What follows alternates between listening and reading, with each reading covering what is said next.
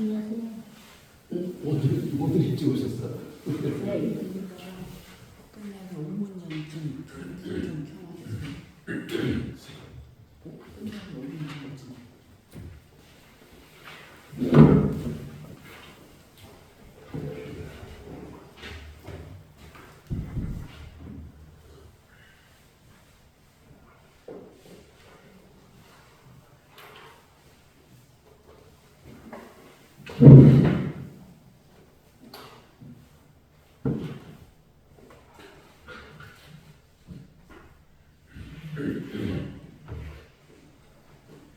시간 읽겠습니다. 성경은 창세기 24장 67절입니다. 창세기 24장 67절.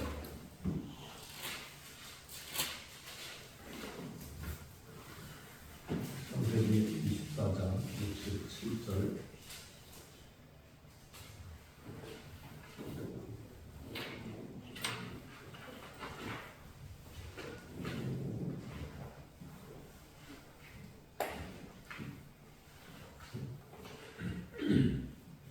함께 합독하겠습니다. 이삭이 리브가를 인도하여 영생 사라의 장막을 그리고 그를 취하여 아내를 삼켜 사랑하였으니 이삭이 외쳐서 이삭에게 미움을 보였더라. 아멘. 기도합니다. 예수 그리스도이신 주님, 우리도 저희들과 함께 하시며 주님을 알게 하옵시고 주님의 뜻을 깨닫게 하여 주시옵소서. 주 예수님 이름으로 기도드립니다. 아멘. 제가 유튜브에서 원 목사님의 메시지를 조금 담아봤는데 제목 자체가 설교의 내용입니다. 설교의 내용은 예수를 전달하고 있느냐, 또 그분의 뜻을 전달하고 있느냐, 그 두 가지가 없다면 그것은 헛일이라는 거죠. 그분의 영광을 가리는 것이고, 이제 그게 굉장히 심각하니까 그런 메시지가 나오는 것 같습니다. 저도 제가 가끔 말씀드리잖아요. 우리는 설교자라는 생각을 하기 전에 우리는 전달자다. 방에서 외치는 자의 소리와 같고 나와 세상 강도 없고 오직 구속하신 주님만 드러내고 그것만 전달하는 그런 일로 부름을 받은 소명자다. 근데 우리는 소명이라는 말보다는 사명을 좋아하는 것 같아요. 사명, 뭔가 짐을 진 그런 거창한 이런 걸 즐겨하는 것 같은데, 사명이란 일을 맡은 사람이고요, 소명이란 부름을 받은 사람입니다. 그러니까 소명자는 부름 받은 사람이에요. 사명자는 일을 맡은 사람이에요. 근데 저는 사명자 되기 전에 소명자가 되야 된다. 주님의 부르심을 입은 자가 되야 된다. 라는 생각을 가지고 옵니다. 그래야 그분의 뜻을 또 그분을 잘 전달하지 않겠는가라고 하는 겁니다. 그리고 그보다 먼저 선행 여건이 있다면 그것은 그분을 어떤 면으로든지 만남이 중요하다. 그분을 만나야 된다는 거예요. 말씀 속에서 만나든지 기도 중에 만나든지 아니면 직접 현현하시는 그분을 만나든지 그분과의 만남이 중요하다. 설교를 통해서나 뭐 이런 걸 통해 가지고 제 상자적인 이런 만남은 사실 의미가 없고 그런 힘이 있을 수 없습니다. 그러니까 성경이 생활화되지는 쉽지 않다라고 하는 거예요. 그 성경이 내 속에 진리로 다가오지 않으면 우리는 헛소리하는 사람들밖에 안 되고, 자, 증인이라고 하는 것이 뭔지 아시죠? 증인, 예, 보거나 들은 사람이에요. 그는 예를 들어서 이제 제가 한 분하고 싸웠어요. 근데 옆에 분이 내가 싸우는 모습을 보고 들었을 땐 증인이 됩니다. 그런데 누가 이렇게 싸웠다고 하는 얘기를 전달받아서 나는 그 사람으로부터 들었습니다. 이런 증인이 안 되는 거예요. 내가 보거나 직접 들어야 증인이에요. 그러면 직접 보거나 듣지 않는데 증인이랍시고 하면은 그 위증이에요, 위증. 근데 그 위증을 얼마나 천연덕스럽게 자행들 하고 있는지 몰라요. 지금 미국에 뜨는 어떤 그 미국 목사님들이 그 복음이 전해지지 않는 거에 대해서 놀라는 분들이 있어요. 특히 한국 교회가 굉장히 심합니다. 복음이 전달되지가 않아요. 그 이해가 안 되잖아요. 교회 좀 이렇게 많고 교회가 어마어마하게 많은데 몇 수만 교회씩 되는데 복음이 전달되지 않는다. 예수 외에 복음이 없는 거예요. 근데 예수가 전해지지 않아요. 그 왜 그러냐면 그분을 만나지 못하니까 그런 일이 벌어지는 거예요. 그 만나지 못하니까 그런가 보다가 전달되는 거예요. 위증이란 말이에요. 그러니까 노골적으로 말하면 거짓이에요. 만나지도 못한 주님을 마치 만난 것처럼 말하면요, 그건 거짓이에요. 그런 사람들 목회를 더 잘할 수도 있습니다. 그런데 문제는 그가 과연 주님 앞에 어떤 존재인가라는 거예요. 근데 그게 심각성이 없습니다.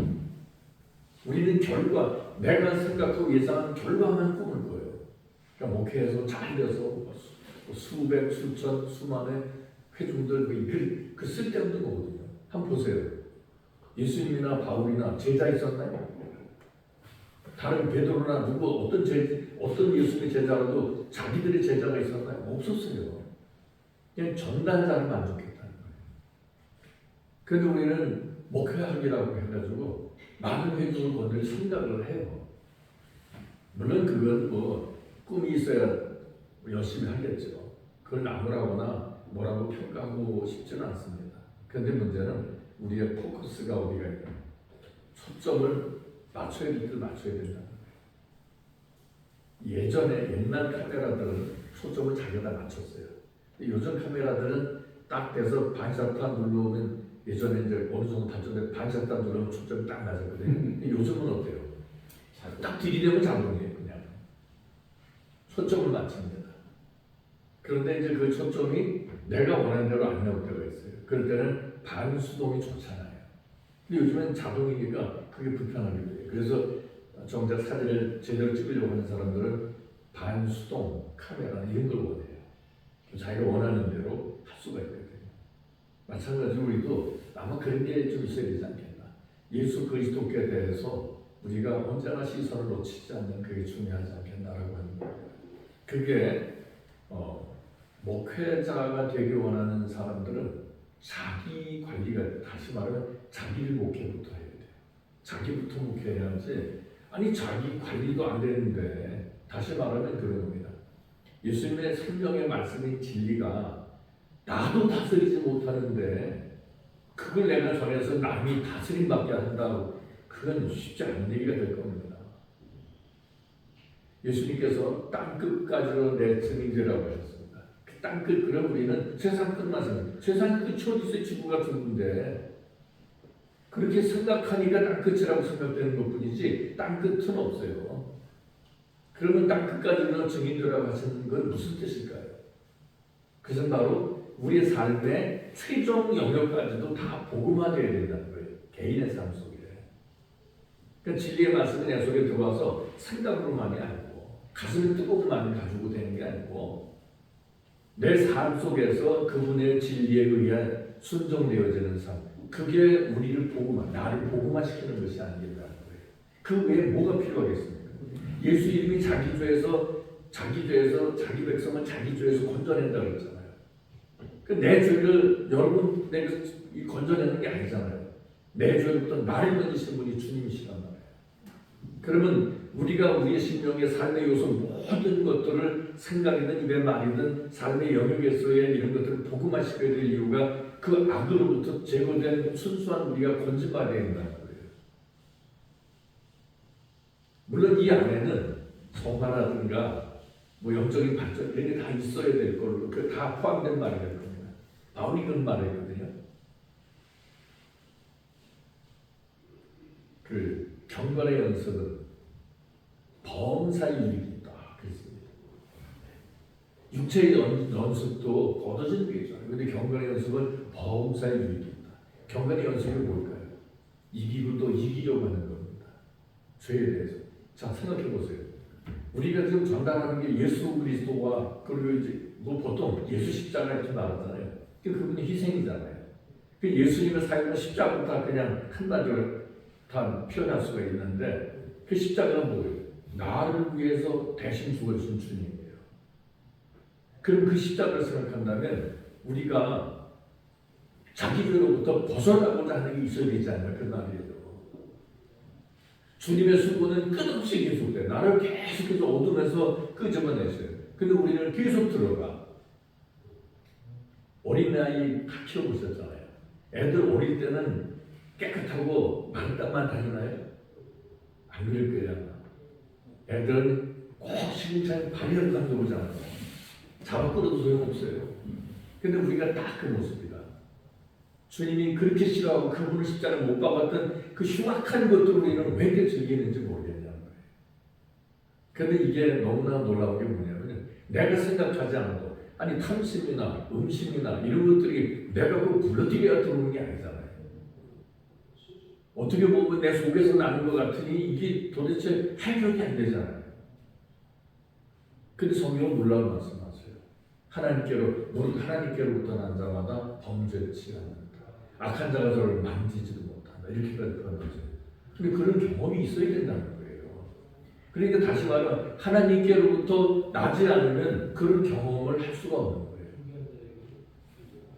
어두운 세력에 만지지도 못하는 존재가 되는데 아니 그 속에서 목욕하고 사는데 먹고 마시면서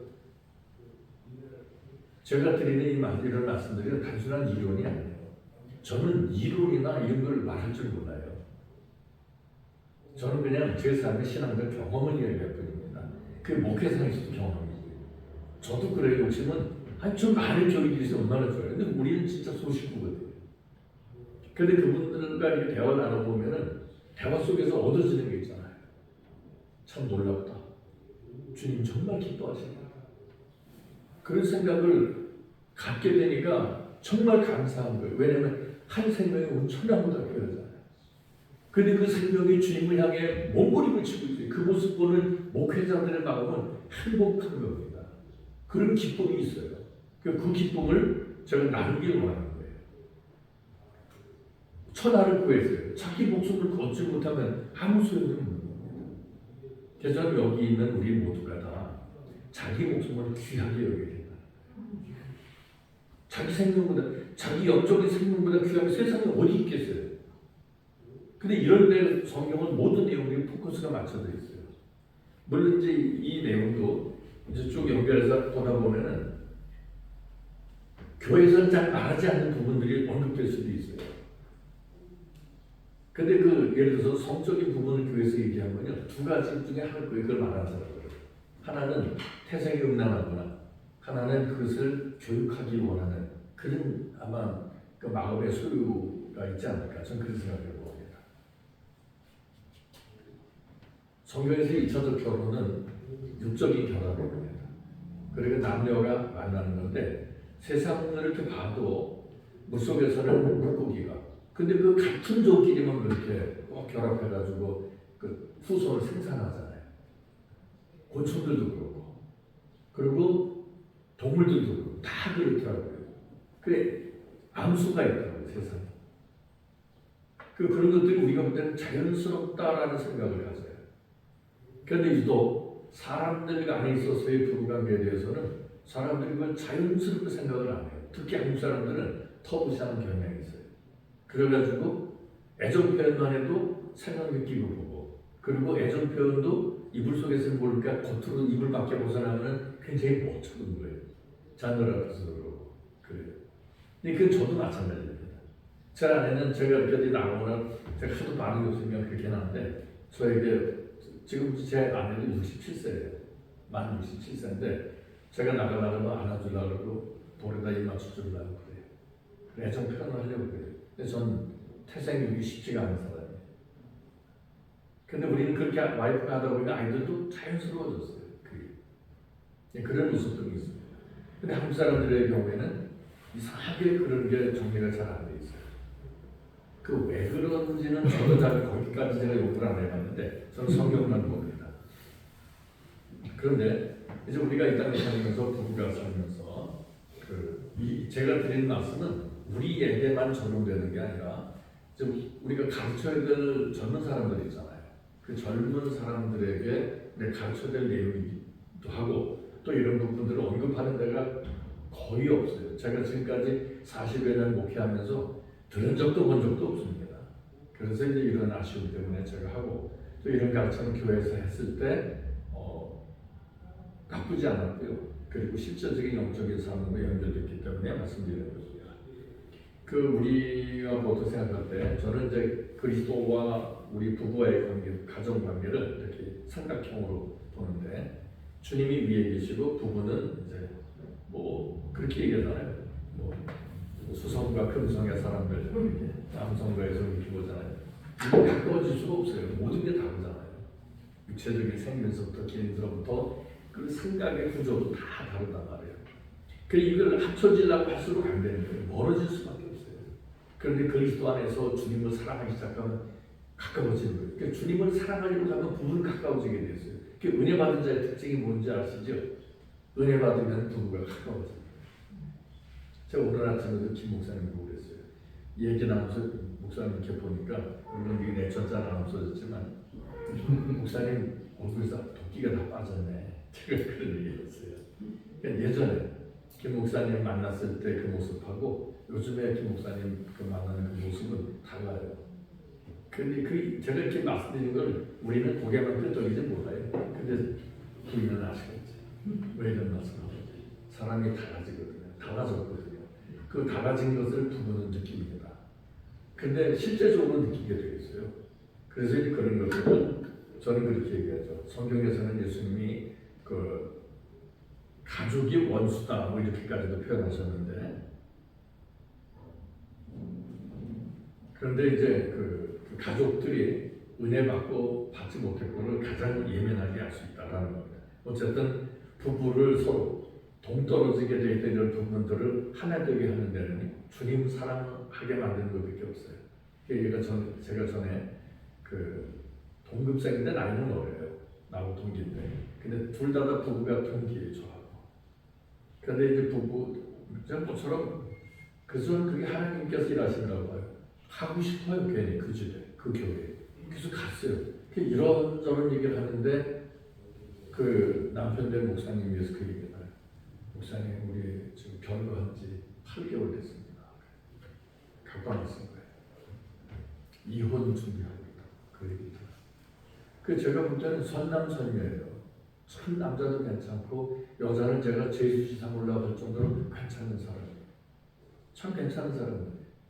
그런데 목사 가정이 이혼을 준비하고 있다.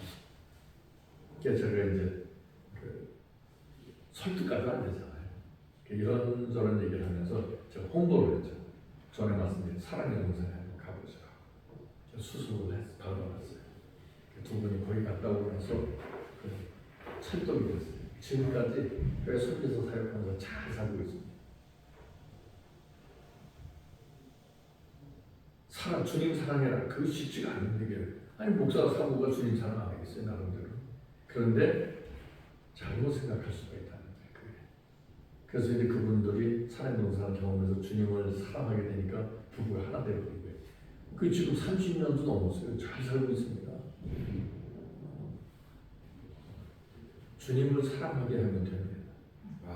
그러면은 부부관계는 회복이 돼요. 우리도 그랬거든요.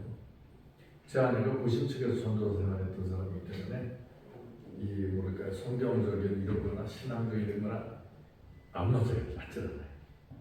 그러니까 맨날 어쩌다 기회에서 설교하고 나면은 그것도 설교라고 했냐고 사태질하고 아니 나는 일주일 동안 잠도 못 자고 그래서 어쩌다 한번 기회 오는 거 설교를 하는데 그 날이니 저도 속이 슬듯 싫죠. 그게 정말 힘듭니다.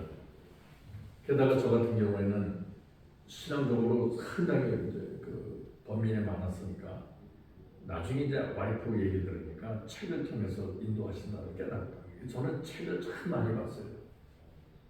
그러다가 이제 최종적으로 읽은 책이 천국과 지옥이라고 하는 책이었는데 그걸 읽고 나니까 뜻도 모르고 암송해놨던 그 구절들이 이게 깨달아지기 시작하는데 그냥 그 환희와 기쁨 속에서 그냥 살았어요. 그리고 놀라운 그냥 그 깨달아진 게 머릿속에서만 나타나는 게 아니라 삶으로 적용이 되고 자연스럽게 나도 모르게 내 속에 이루었던 죄들이 떠나가고 하는 진리가 막 차고 넘쳐나는 그런 놀라운 그런 삶을 살아가면서 기도 응답은 생각만 해도 막 성취되기 시작하는데 이게 놀라운 일입니다. 얼마 전에도 김 목사님하고 얘기 나누니까 제가 이런 말씀드려요. 맞아요, 목사님. 생각만 해도 기도 응답이 돼요. 기도할 생각 없어요. 그래. 맞는 얘기일 겁니다. 아니 우리가 구하기 전에 너희의 구할 거를 하나님께 모르시겠냐 그랬잖아요. 너희는 먼저 그의 나라고 그의 의를 그래야만 이 모든 것을 너에게 더하시다 그랬다. 그러니까 그분의 뜻이 먼저 깨닫게 되면 나머지는 성취가 되는 거란 말이에요.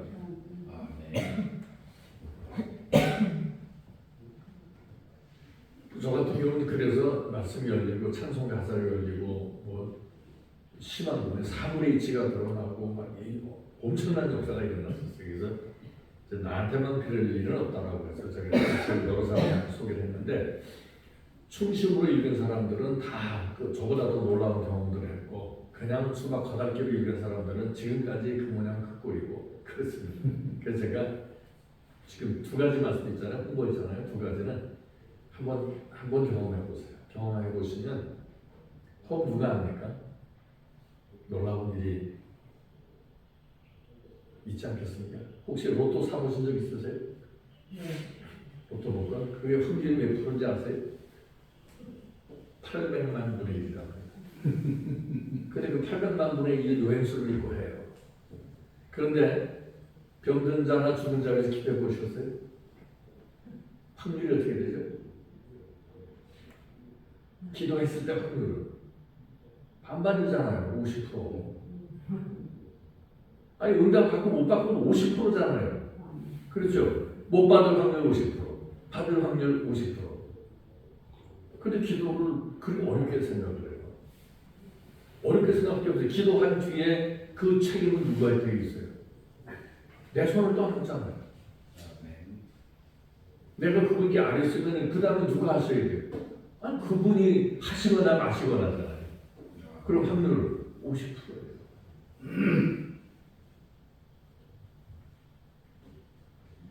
우리나라 사람들은 아까 말씀드린 대로 성에 대해서 터부시하는 경향이 있습니다. 우리 그런 환경 속에서 자라났습니다. 그런데 놀라운 것은 그런 환경 속에서 그 고귀한 생명들이 태어나요. 강아지 이새도 태어나고. 근데 사람은 똑같아요. 그러니까 그 성적인 것에 대한 터부시하는 게 우리나라 사람들에게 그건 우리나라 사람만 그런 게 아니에요. 서양 사람들 빼놓고 아마 아시아권은 다 그러지 않았나. 근데 유대인들이 아시아의 서양이에요. 아시아권이거든요. 그러니까 저들에게도 그런 게 있었던 것 같아요. 그래서 성경에 보면은 제가 히브리서 13장 4절에 보면 이렇게 기록됩니다. 모두 혼인을 귀하게 여겨야 하고 잠자리를 더럽히지 말아야 합니다. 음란한 자와 간음하는 자는 하나님의 심판을 받을 것입니다. 이렇게 되어 있는데 혼인을 귀하게 여겨야 하고 그거를 원어로 보면 이렇게 기록됩니다. 모두에게 혼인은 귀하니 잠자리는 더러운 것이 아닙니다. 그러니까 우리 내가 가지고 있던 생각을 뒤집어 엎는 그런 말씀이에요. 자, 성경이라고 하는 것을 우리는 쉽게 번역이 되면요 우습게 보는 경향이 있습니다. 그래서 도대체 무슨 말인지 모르는 불교 경전 이런 걸 좋아하는 거예요. 그런데 놀랍게도요 성경은 시장통 언어라고 학자들이 말할 정도예요. 시장통 언어. 다시 말씀드리면 얘기를 하면 쉽게 알아들을 수 있어야 된다 그런 얘기예요. 그런데 우리는 보통 일반인들이 성경을 대할 때 쉽다고 생각해요? 어렵다고 생각해요? 어렵다고 생각해요. 근데 누가 쉽다고 생각할까요? 목사들, 목회자들은요 성경이 쉽다고 생각을 해요. 근데 저는 너무 어려워가지고 제가 전에 힘들어할 때 목사님들의 질문하면은 아니 성경이 어려운 게 어딨냐는 거예요. 그래서 제가 질문을 드려봐요. 그러면 아는 게 하나도 없어요. 제가 질문을 드리면요 답변을 못하세요. 자, 한자어로 기록되어 있는 부분이 있습니다. 방언을 하고 통변을 하면은 성경에 보니까 다불과 두세 사람이 차서로 따라하고 고린도서에 이렇게 나오잖아요. 다불가라는 말이 한자어예요, 그게. 근데 다불가라는 게 무슨 뜻입니까? 그러면은 모른다 그래요. 그거 아는 목사들 거의 없어요. 그 다불가가 뭐죠? 밑에 두세 사람 있잖아요. 두세 사람이 넘지 않는 범위 내에서 그런 뜻이에요. 다불가가. 근데 그거 외에도 제가 질문하는 걸 한 번 또 질문해 볼까요? 아브라함의 자녀는 몇이에요? 아브라함의 자녀. 그 정도만 아시면 많이 아시는 거예요. 전부 다 두 사람으로 한 거예요. 예, 맞습니다. 아브라함이 120살에 장가를 들어요. 구두라에게 장가를 가서 몇 명의 아이를 낳죠? 6명의 자녀를 낳아요. 예, 그 8명의 자녀예요. 근데 그거 질문하잖아요. 답변하는 목사들 제가 한 번도 못 봤어요. 그러니까 여기서 놀라운 얘기가 나오는 거예요. 숫자가 많지 그래요. 그 왜 그럴까요? 자기에게 관심이 없는 부분을 그냥 흘려 읽어서 그래요. 그러니까 진리는 그렇게 다가오지 않잖아요. 나에게 관심 있는 부분만 오는 게 진리가 아니에요. 예수께서 뭐라셨냐면 모든 성경은 자신에 대한 증거다라고 말씀하셨어요. 그 예수에 대한 증거를 왜 우리가 흘려듣죠? 그게 벌써 잘못됐다는 거예요. 내 관심이 아니면은 진리라도 상관이 없다. 진리가 아니라도 상관이 없고. 그러다 보니까 진리가 전달되는 게 아니라 비진리가 전달돼요. 목회에서 하나님의 나라를 세우는 게 아니라 사탄의 세계를 교회마다 건축하고 있다고 믿어지세요? 사단의 세계가 건축된다고. 자기중심적인 곳에 주님은 안 계셔요. 계실 수가 없어요.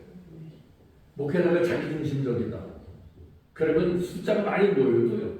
그거는 그의 세계예요. 어둠의 세계란 말입니다. 그런데 우리는 그런 생각들이 미처 거기까지 가지 못한다고 하는 거예요.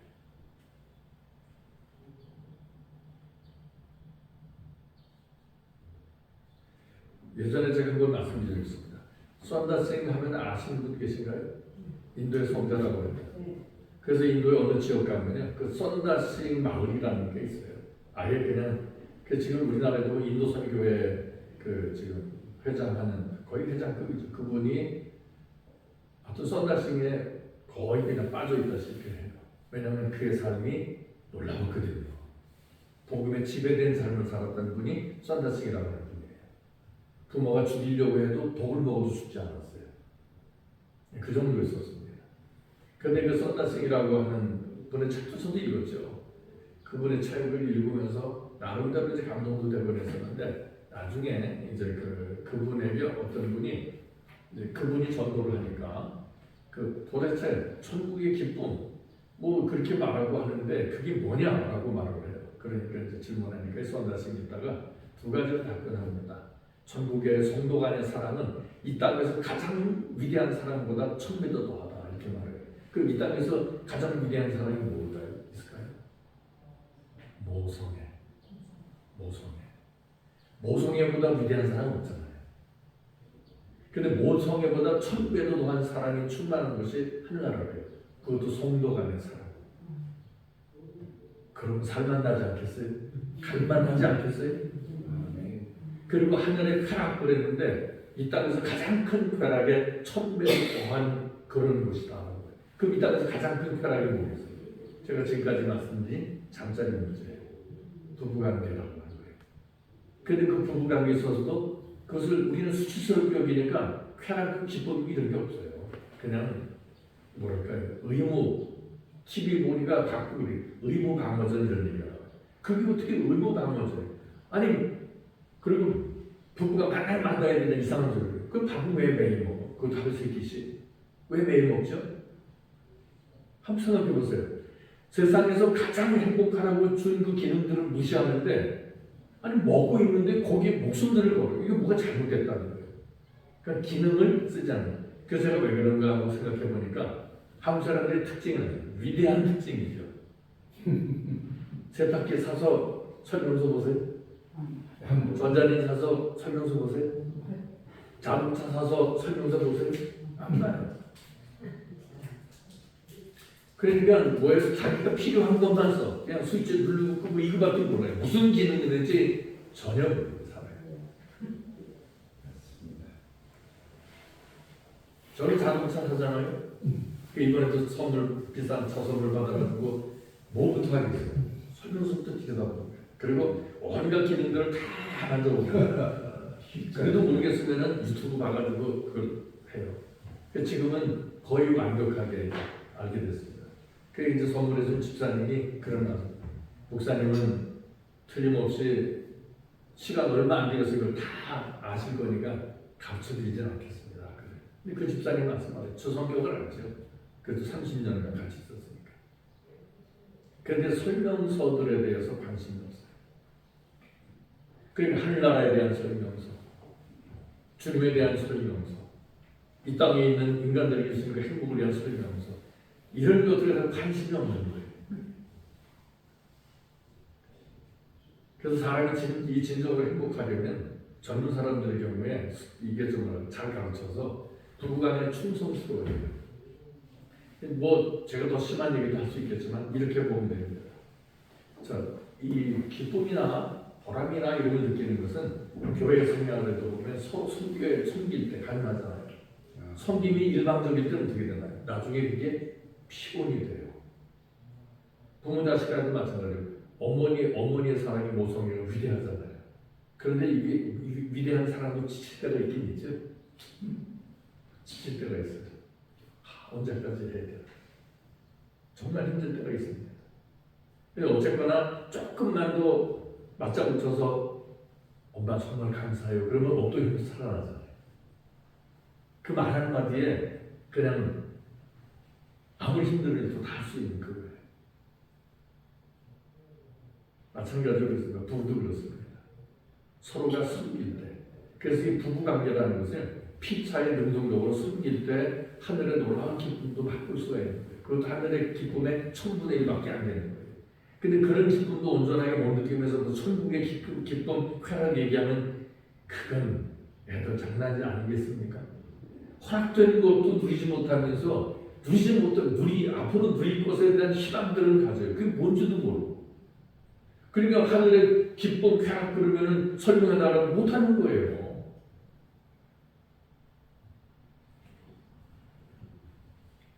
마태복음 5장 27절에 보면 또 가늠치 말라 하였다는 것을 너희가 들었으나 나는 너희에게 이르노니 여자를 보고 음욕을 품는 자마다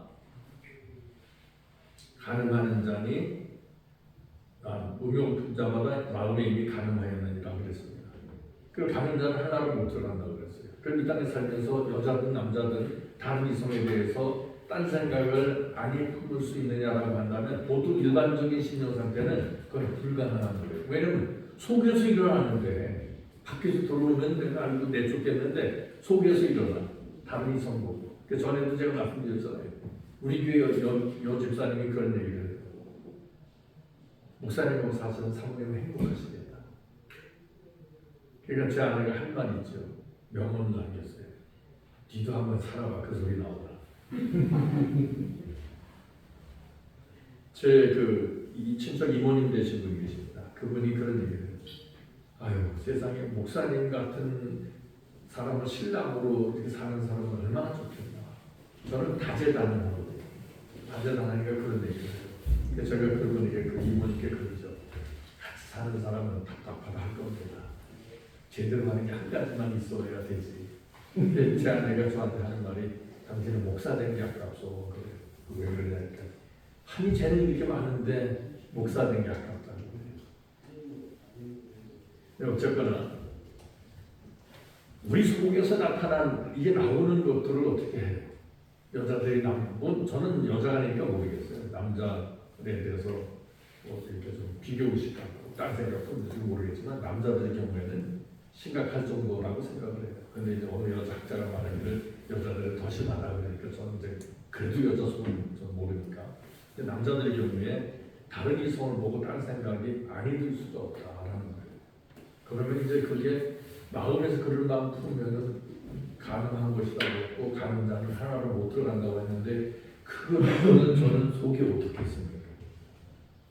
야, 이게 참 고민스러운 거예요. 근데 한 가지 생각해 보세요. 주님이 가능하다고 하셨으면 가능한 길이 있다는 거잖아요. 그렇죠? 그래서 저는 주님 앞에 기도하기 시작했는데 결국 그분을 만나고 나니까 그런 부분들이 모두가 다 해소가 되어버렸어요. 지금은 마음속에 여성은 저 하나, 와이프 하나밖에 없어요. 이성은 와이프 하나밖에 없다. 이런 놀라운 일이 일어나요. 그래서 제가 김 목사님 보고 물어봤어요. 예전에는 많았을지 모르지만 지금은 와이프 하나밖에 없대요. 축하드립니다. 근데 그 사람은 의지라는 게 있어요. 의지예요. 근데 그 의지가 내 마음대로 안 돼요. 아니 뭐 어둠이 내 속에서 나는 것 같은데 근데 그게 우리가 잘못 알아서 그래요. 진리를 알아서 진리가 자리 잡으면요 죄가 떠납니다.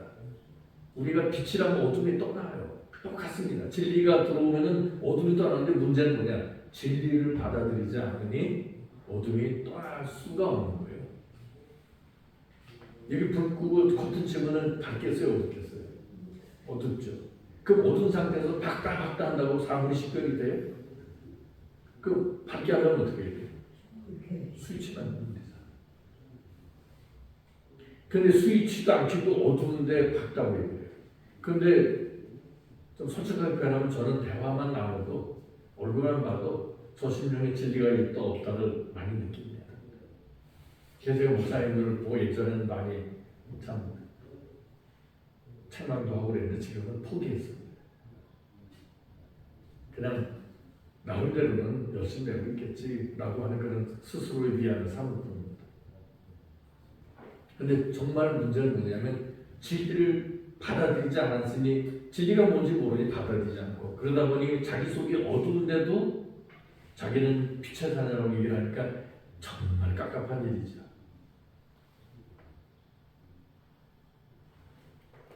그러다 보니까 삶이 어떻게 삶도 똑같아 그냥 어둠의 삶이에요. 근데 그거를 인식을 못하는 거예요. 전도를 한다. 성경에 보니까 전도도 시기로도 전도해야 돼요. 그래서 바울이 뭐라 해요? 하지 말라고 그러잖아요. 어쨌거나 전도되는 것은 예수님이라고. 근데 그래서는 무슨 영적인 소득이 있겠어요? 알고 전해야 복이 된다라고 하는 거예요. 성이라고 하는 것은 축복이기도 하지만 위험하기도 합니다. 왜냐하면 성경은 근친상간을 금할 정도예요. 이게 무섭잖아요. 어머니를 건들지 말아요. 그런 일이 있었거든요. 우리나라 역대 왕들 중에서도 베푸고 뭐고 그냥 왕이 위치면 닥친 대로 건드리던 그런 위인들이 있잖아요. 그러니까 남성들 속에 그런 게 있다는 거예요. 그만큼 남성의 성적인 본능은 무섭다, 위험하다라고 하는 겁니다. 그래서 사람은 하나님의 형상이라는 걸 기억해야 합니다. 하나님의 형상라고. 근데 그 하나님의 형상이 이미지잖아요. 그 이미지인데 이것을 망가뜨릴 수가 있습니다. 예를 들어서 남자가 음욕을 품으면 하나님의 그 선한 그 형상이 망가지는 거예요. 여자들도 마찬가지일 거예요. 그냥 이것을 같이 들으세요. 저는 남성 입장에서 말합니다. 그런데 아내가 남편을 거부하면 성적인 본능은 컨트롤이 안 돼요. 본능이기 때문에. 자 보세요. 짐승들이 짝짓기 처리되면은 죽음을 불사하고 수컷들이 뒤집어맞죠. 그래서 진짜 죽어나갑니다. 근데 그 짐승들은 게 아니에요. 물속에 있는 그것들도 그렇고 새들도 그렇고 난리가 나요. 짝짓기 철만 되면. 그 정도라고 하는 거예요. 성적인 본능이. 그런데 아내가 남편을 거부하면 남자는 본능적으로 자기도 모르게 다른 이성의 눈이 돌아갈 수밖에 없어요. 그 음욕이 생겨나는 거죠. 그러니까 자기도 모르는 사이에 아내가 잠자를 거부함으로 남자로 하여금 성적인 범죄를 하게 돼요. 실제적인 하지 않더라도 정신적으로라도 말입니다. 그러면 그게 뭐냐? 바로 자기도 모르게 심적인 범죄를 짓게 만드는 것이고 그게 하나님의 이미지, 형상을 망가뜨리는 게 돼요. 결과적으로 아내는 신성 모독죄를 범하는 것 같다. 그리고 남자도 똑같습니다. 아내가 원할 때 거부하거나 그러면 똑같이 하나님의 형상을 파괴하는 것이 됩니다. 그래서 고린도전서 7장 2절에 보면 이렇게 말씀합니다. 음행의 연고로 사람마다 자기 아내를 두고 여자마다 자기 남편을 주라 그랬어요. 이게 그냥 흘려 지나갈 수 있는 게 아니에요. 이런 것이 이행되지 않으면 하나님의 형상을 망가뜨리는 게 돼요. 자기도 모르게 얼마나 많은 죄를 범하는지 몰라요. 그리고도 천연덕스럽게 자기는 아무 죄가 없는 것처럼 살아가요. 그리고 실제로 나가서 소위 우리나라식 말하는 바람 피는 인간만 죄인인 것처럼 만드는 거예요. 아니에요. 제가 볼 때는. 그래서 저는 이제 그 전에 그 청년들 교육할 때 그렇게 했습니다. 결혼해서 자기 남편이 딴 여자를 보지 않게 하려면 방법은 쉬워. 하루 저녁에 잠자리를 3번씩만 불러드려. 그럼 절대 남편하고 생각 못해요. 아니, 전 실제적으로 말씀드린 거예요. 그러니까 우리 교인 중에 여청년들은 시집 가면 성적으로 충성스럽게 봉사합니다. 가정 문제가 안 생깁니다. 남자도 마찬가지고. 아내를 젊어서 어떤 아내를 만족해 하며 기쁘게 만들어줘요. 그러니까 문제가 안 생긴다는 거예요. 이렇게 해서 이게 저 토양이 아름답게 건설이 되면 거기에 뭐가 들어오겠어요. 근데 우리 그런 개념들이 없으니까 그냥 나 피곤해. 1년 12달 하거든요. 그런데 피곤해도 지하고 하잖아요. 좋은 건 한다고. 근데 진짜 좋은 거는 버려도 왜 그러죠? 어려서부터 교육이 잘못됐어요. 이런 교육을 좀 교회에서도 해줘야 됩니다.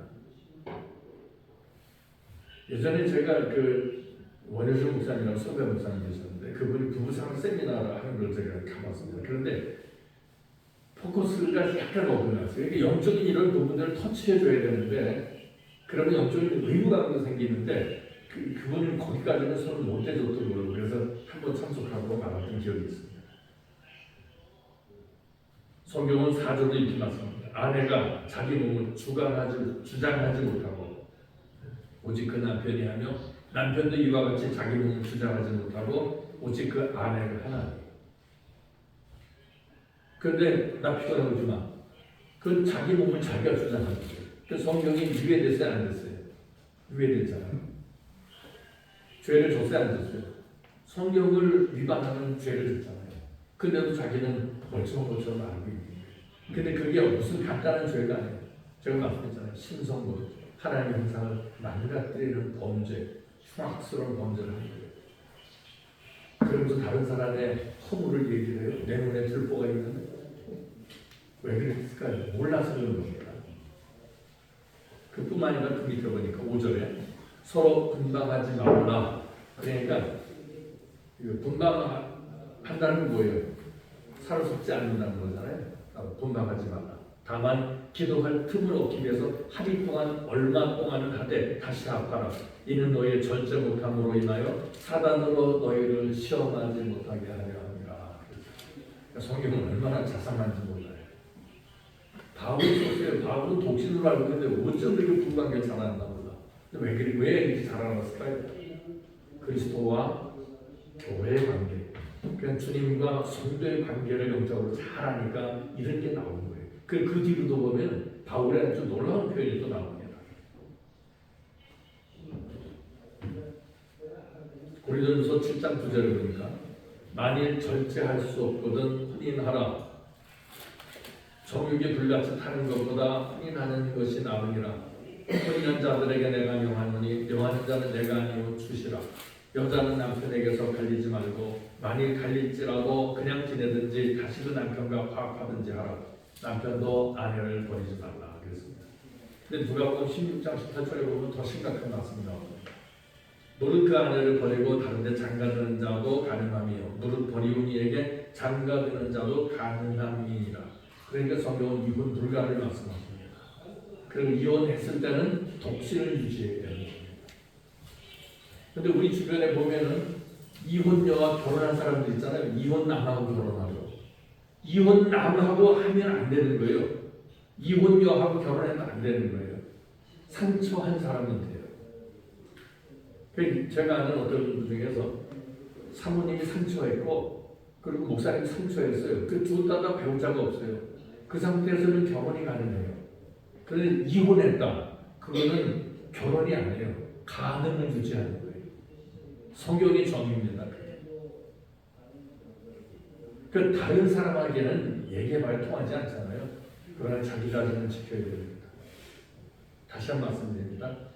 이혼한 사람과 어떤 모습인지 이혼한 사람과 재혼하는 것은요, 그건 결혼이 아니에요. 간이란 말이에요. 그건 영적인 세계에 가서 심각할 수밖에 없다라고 하는 것을 깨달아야 됩니다. 데살로니가서 4장 3절에 보니까 하나님의 뜻은 이것이니 너희의 거룩함이라 곧 음란을 버리고 각각 거룩함과 존귀함으로 자기의 아내 취할 줄 알고 하나님을 모르는 이방인과 같이 사격을 줬지 말라. 또 베드로전서 3장 10절을 보니까 남편들아 이와 같이 지식을 따라 너희 아내와 동거하고 저는 더 연약한 그릇이요 또 생명의 은혜를 유혹으로 함께 받을 자로 알아 귀히 여기라. 이는 너희 기도가 막히지 않게 하려 합니다. 그러니까 아내를 섭섭하게 하면 안 된다. 이거 똑같이 남편을 섭섭하게 하면 안 돼요. 그럼 기도 응답이 없다는 거예요. 기도 응답이 안 될 조건이 참 많아요. 근데 그 속에 있으면서 기도는 열심히 해도 응답이 없어. 근데 왜 응답이 안 되는지 모르는 거예요. 근데 부부관계가 이게 기도 응답 안 되는 가장 심각한 일 중에 하나라고 봐야 돼요. 생각해 보세요. 하나님의 형상 계속 나가드리는 그런 신령에게 기도하는 대로 응답 주면 어떻게 되겠어요? 그 신령 망가지겠죠. 그 기도 응답이 안 될 때는 안 되는 그것을 생각해야 돼요. 왜냐면 주님께서 막 약속하셨거든요. 내 말이 너희 안에, 너희가 내 안에 구하면 너희는 무엇이든지 구하라. 그래 믿으려. 무엇이든지라고 했어요. 조건이 없어요. 그럼 내가 주님 안에 있고 말씀이 내 안에 있으면 기도하는 대로 되겠다고 하셨는데 안 돼. 그건 둘 중에 하나예요. 말씀이 내 속에 없든지 내가 주님 안에 있지 않든지. 그렇게 내입은 되잖아요. 근데 자꾸 피기만 그게 아니고요. 그게 아니고 어디 있는다고. 우리는 자신들이 솔직해져야 됩니다. 성경의 잣대는 남을 위해서 우리가 가르치는 입장에 그게 아니에요. 자기 자신을 통해서 나타나지지 않으면 다른 사람에게 영향이 미쳐지지 않습니다. 계시록 21장 8절에 보면 그러나 두려워하는 자들과 믿지 아니하는 자들과 흉악한 자들과 살인자들과 행음자들과 술객들과 우상 숭배자들과 모든 거짓말하는 자들은 불과 유황으로 타는 곳에 참여하리니 이것이 둘째 사망이라. 여기 보면요, 살인하는 것과 마음에 다른 이성을 생각하는 것과 다 동률의 범죄다. 거짓말도 그래요. 거짓말도 그렇게 무서운 겁니다. 근데 여기서 거짓말은 흰색 거짓말, 흑색 거짓말 이게 없어요. 다 거짓은 모양이라도 버리라. 그게 우리에게 요청. 근데 제가 초대에 말씀드린 대로 이런 게 쉽냐는 거예요. 쉽지가 않죠. 왜 그러죠? 진리가 내 속에 존재하지 않으면 어려워요. 그런데 진리를 우리가 영접을 하면 그 진리가 역사를 해요. 그러면은 진리의 삶을 살아가게 하죠. 지난 시간에 말씀드렸습니다. 너희에게 성령이 임하시면 성령이 너희를 진리 가운데로 인도하신다. 성령이 오시면 우리 진리 가운데로 인도하신다. 그 참된 사람들이 진리에 순종하는 사람이 되고 그렇게 살아가게 한다라고 하는 겁니다. 에베소 5장 31절에 보면 결정적인 게 나와요. 여기 보면 이러므로 사람이 부모를 떠나 그 아내와 합하여 그 둘이 한 육체가 될지니 그 뒤에 나오는 32절 이 비밀이 크도다. 내가 그리스도와 교회에 대해서 말합니다. 바울의 그 논리가 놀랍죠.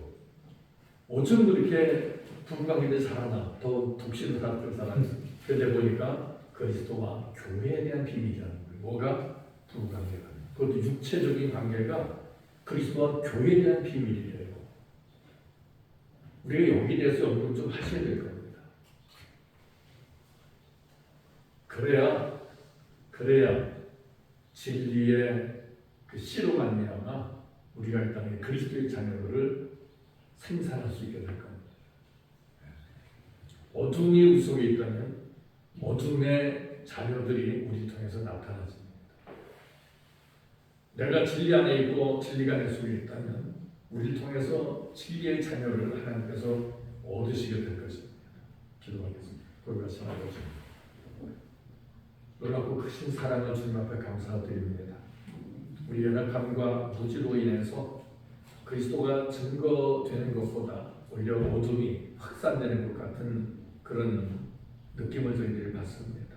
주님, 저희를 진리 가운데 인도하셔서 진리 가운데 살게 하옵시고 진리의 자손들을 많이 생산할 수 있는 복된 심령들이 되게 하여 주시옵소서. 주 예수님 이름으로 기도드립니다. 아멘. 네. 감사합니다. 모두 하셨습니다.